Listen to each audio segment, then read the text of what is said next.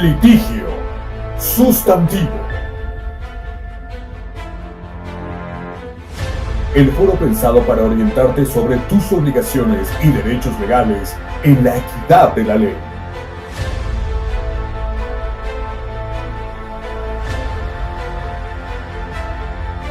Litigio sustantivo. Tu deber, tu derecho, tu derecho, tu deber. Con el licenciado Francisco Vázquez.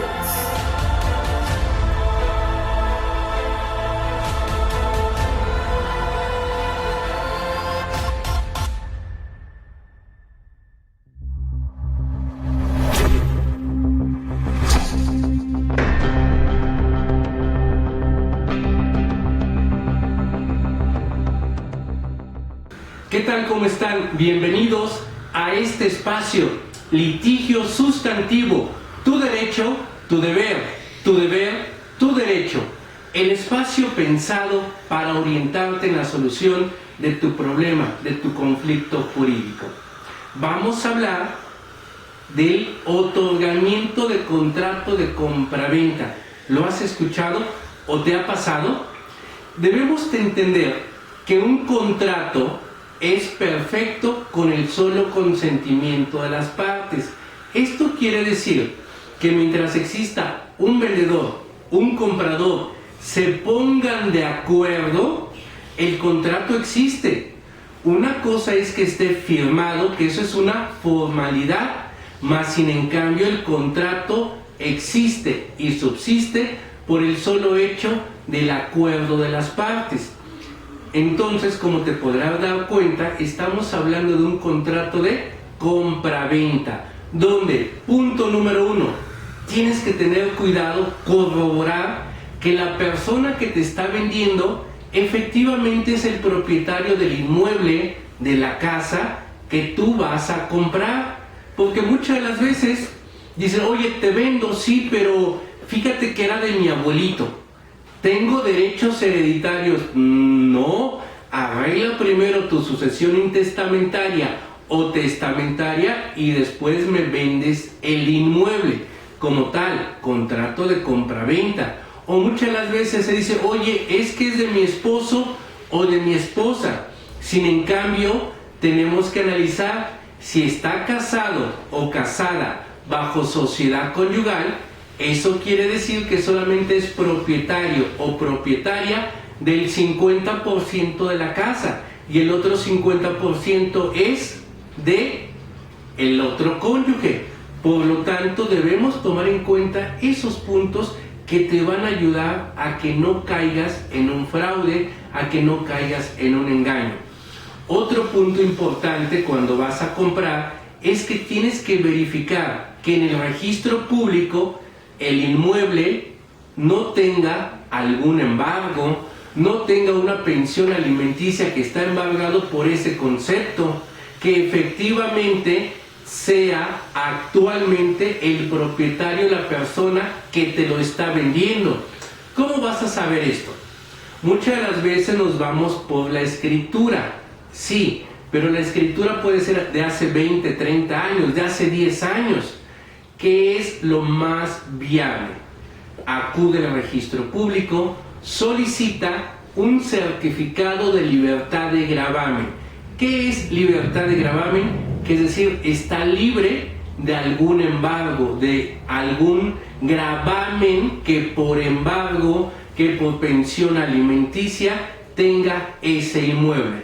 Entonces estaremos hablando, como ya lo hemos comentado, que la persona que te está vendiendo es el propietario, que el inmueble no tiene ningún embargo, sea por una deuda, sea por una pensión alimenticia, o dirán que ese inmueble está siendo objeto del pleito en el divorcio.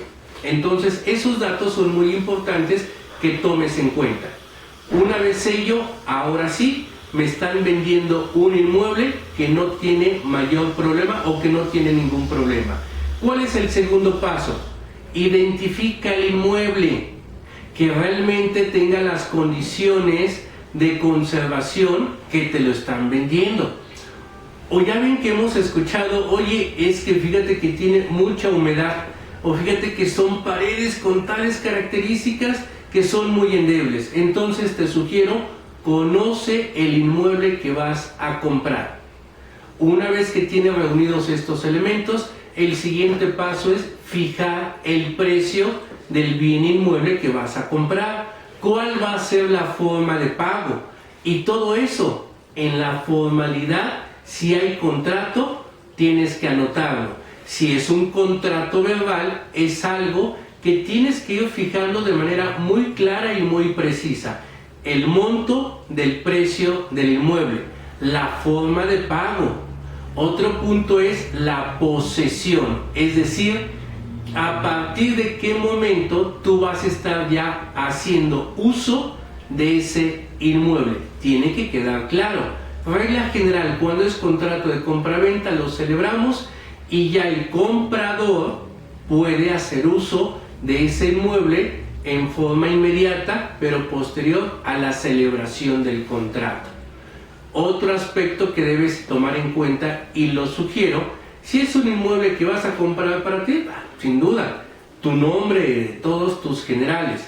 Pero si es un contrato de compraventa, que como suele suceder en nuestra sociedad mexicana, es para los hijos, pero son menores de edad, pueden adquirir, sí, pero representados por ti.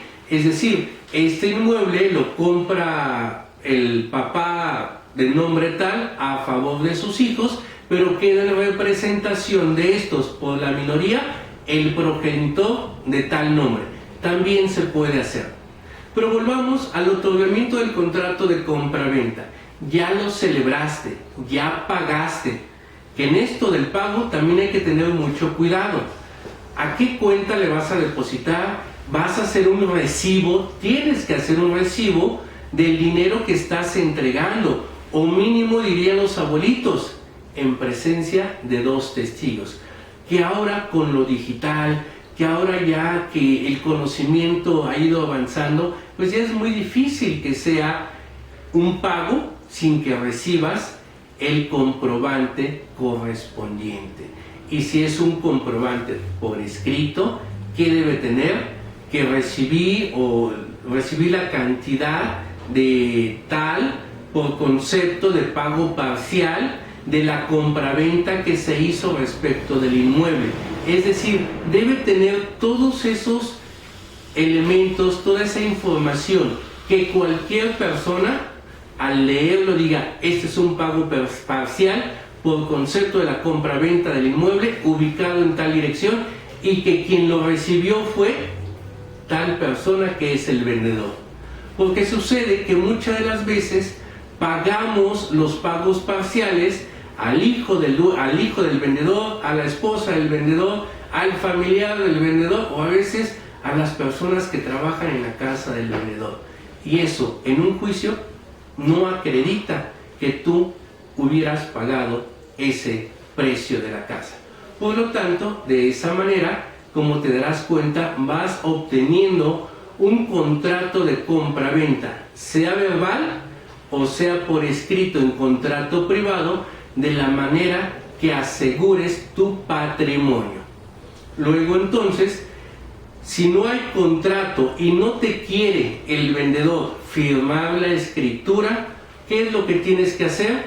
Demandar un juicio de otorgamiento de contrato verbal ante notario público, pidiendo al juez que en un momento dado, si el vendedor rehúsa acudir a la notaría a firmar la escritura, el juez, en rebeldía de este, firmará la escritura.